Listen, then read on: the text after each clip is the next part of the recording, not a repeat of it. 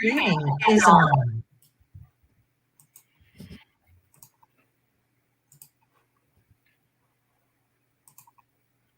Want to check, test, check. Okay, there we go.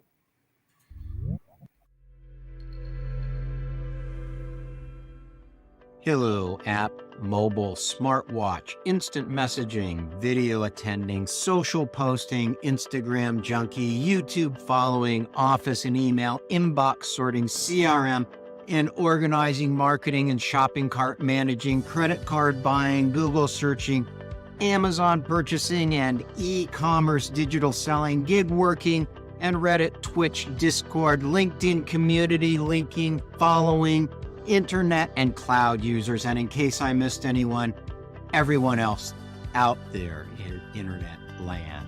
If any of this digital stuff sounds like something you might do, today's World from Here is about you. Hi, I'm Tim Vasko, founder of BlockSearch Blockchain. And it's about you because if you're like me and the rest of us that connect daily, one way or the other, as of now, if you want to connect to Twitter in the future, guess what? This guy says you've got to be authenticated and pay $8. Well, $8 for one authenticated app, or say a BCert token you can start with that has all of your internet, privacy, tools, data, and your entire future covered. Anyway, let's talk about now. You are here, Web 2.0. And when we started this whole internet thing about 22 years ago, we started leaving a cluttered up mess. Bits and bytes of data strewn all over the web, stuff that wasn't only authenticated, it had no structure. And mom wouldn't have liked it. That didn't last long, though. The green team decided to clean up after us.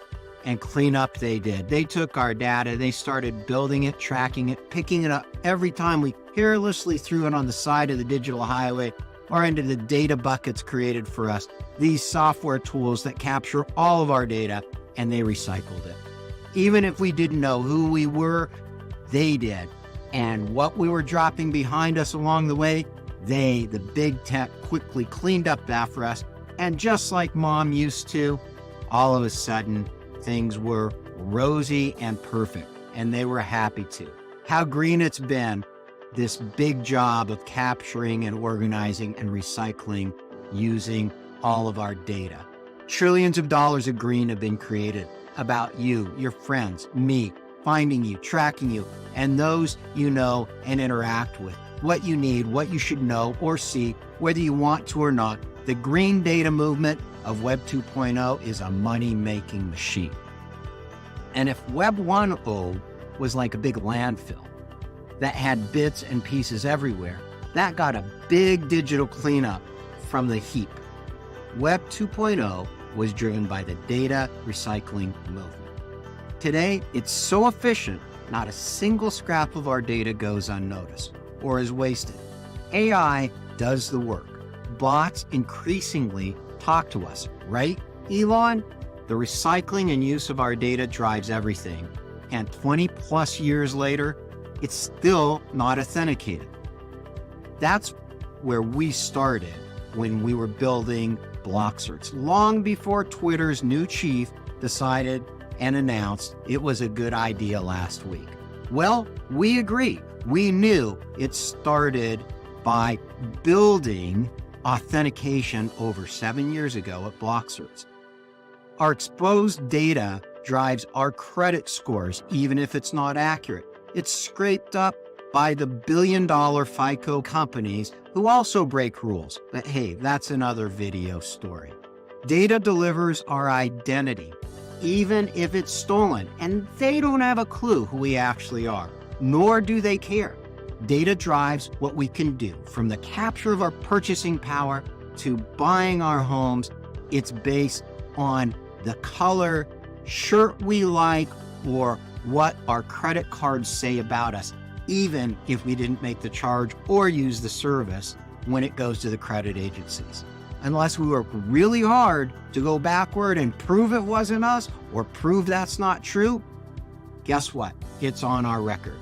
Data drives our friend groups and our video meetings.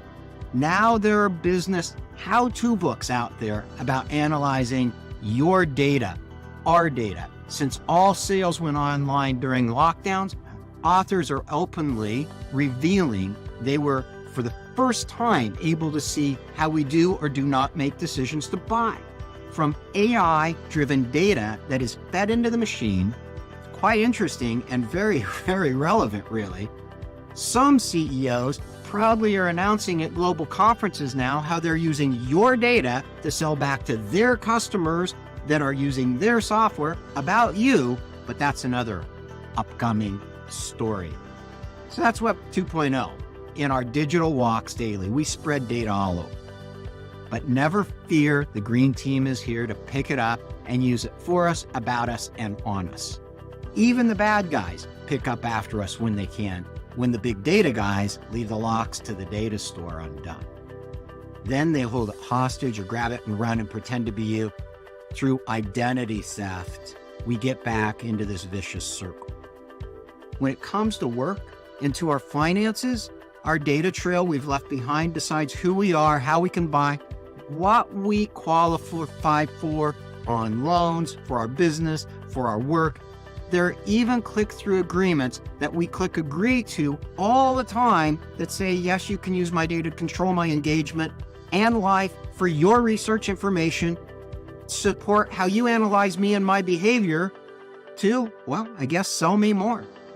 Some tech companies are selling this packaged data back, and they call it a genie, like putting all of your wishes and dreams in a bottle for the companies that use the tech so they can grant you ever more consumer or business wishes. And no, 80-90% of the time, it's what you'll want to pay more for. The clutter of business software doing this for companies behind the scenes is very well organized and targeted to keep us paying and keep the ability of prying into our businesses and lives possible. You can check out anytime you like, but you can never leave. Welcome to the Hotel California. So we thought that Web 3.0 would change that with the promise of distributed, decentralized web with blockchains. Instead, what it was delivering was a free-for-all roller coaster of crypto that saw huge swings up and down, and the facade of freedom that turned out to be more hype and hope than actual function we can use. That horse of cards all came crashing down this past summer, and crypto winter returned. Behind all of this was an important evolution that's been emerging. It was the proof of possibility, the proof that we could do it differently. Web 3.0 showed the emergence that in finance, if nothing else, a lot of work and assembling with rethinking the web, we could use this change, this distributed ledger, this blockchain to control the flow of data against us and make it work for us. We could create a web that wasn't controlling us, but that we could control. The tech that was created from the beginning, the blockchain and the AI technology emerging today could make each of us more in control than ever. Better, smarter with our lives, our businesses, our contracts, our money, and the daily way we use technology. It was a quiet movement. It didn't shout. It didn't emerge all at once. It took a lot of thinking, a lot of work, and millions of hours. Like anything of beauty, it had to materialize through effort. Now that's here, Web 4.0. So when you put your hand in to click, you stopped the domino effect against you of all of this data and control and pricing of software. When you leave your comfort zone, you start again. You start here with Web 4.0. Search without being tracked. Meet without being spied on. Our recordings kept private for our use, not to be aggregated. People we have authenticated to attend our meetings we know are secure. When we choose our tools, we know that the data and the software are something we control, not some big centralized tech company. That control only you and the permissions you know are behind those encrypted numbers of the blockchain. You hold the key to unlock that encryption, that vault of information. That green and the gold of the future lies with each of you with the BCERT token that is software. Lets you hold the power, the keys to lock up what you wish, unlock when you want to, move freely with privacy and security, and the tools you need to utilize without the fear of bots back-talking, algorithms watching as we're being tracked and utilized for more and more sales. We've been saying proof of authentication is the future. Now someone else is saying it's worth paying for its scale. Authentication is the proof, and it will extend far beyond a single social media platform. It can be our control and privately held, proven identity without us giving up our business and personal data any longer. In fact, that's what the push is and has been from Europe to California and other places around the globe, with regulations of privacy, self-sovereign identity, and what we call trust, truth, and transparency. Whether you're a big bank or an individual, it's real, not a bot. It's not fake marketing. It's not a fake identity. The future is here for us now.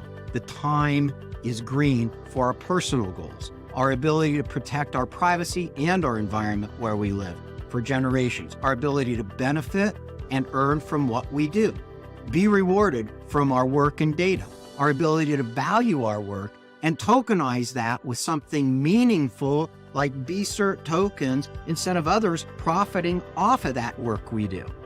It's green with our social goals and our personal and financial goals, creating our proof of authentication every time we click and confirm that our private and public keys are creating authenticated transactions. So we don't need to burn any more energy to create that authentication, create the rewards that we deserve from our data, our work we do every day. It's a net zero in the environment. It's infinite possibilities. It's the future for the next generation on this planet, the next internet beyond the cloud and into the metaverse. So hello, next internet users.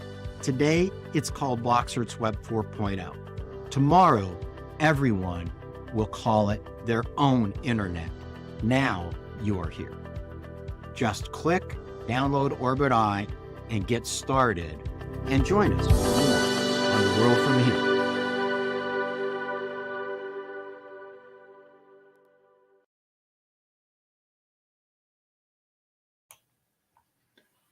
And then you have to click the three dots and then stop video.